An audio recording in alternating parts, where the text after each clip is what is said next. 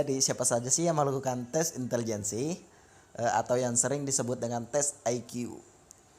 Pastinya semua orang dari umur 4 tahun hingga lanjut usia. Kecuali orang yang berkebutuhan khusus atau yang sering disebut dengan ABK. Semua yang belum tahu alat tes intelijensi apa aja sih yang biasa digunakan di Indonesia. Sebenarnya untuk alat tes intelijensi sendiri sudah banyak banget yang digunakan di Indonesia. Tapi yang paling sering apa aja sih?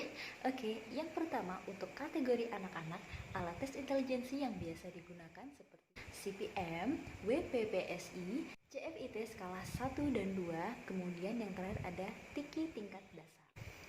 Yang kedua, untuk usia remaja dan dewasa, alat tes intelijensi yang biasa digunakan di Indonesia adalah seperti yang pertama ada WAIS, TIKI tingkat menengah dan TIKI tingkat atas, kemudian ada SPM, ada APM, dan yang terakhir adalah CFIT skala 3.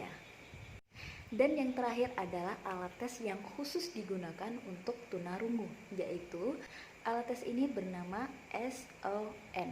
Jadi SON ini adalah alat tes yang memang dikhususkan untuk tunarungu.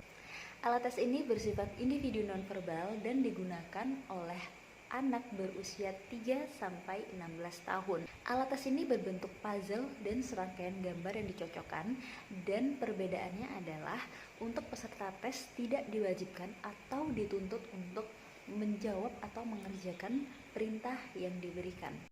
Alat tes ini dirancang pada tahun 1939 sampai 1942, tepatnya di Amsterdam. Dan kemudian alat tes ini banyak dilakukan revisi-revisi item dalam pengembangan.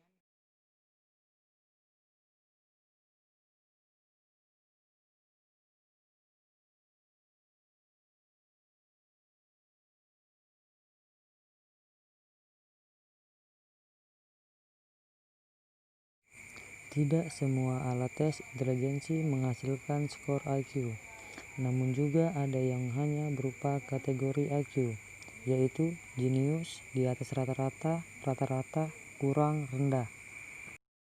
Di sini, harga tes intelijensi mulai dari 200.000 hingga 350.000, tergantung dari alat tes yang digunakan ataupun hasil laporan tes tersebut yang telah selesai atau hasil tes tersebut telah keluar, sehingga masyarakat tidak dibodohi dengan adanya tes intelijensi yang murah meriah yang bukan dilakukan oleh psikolog atau profesional.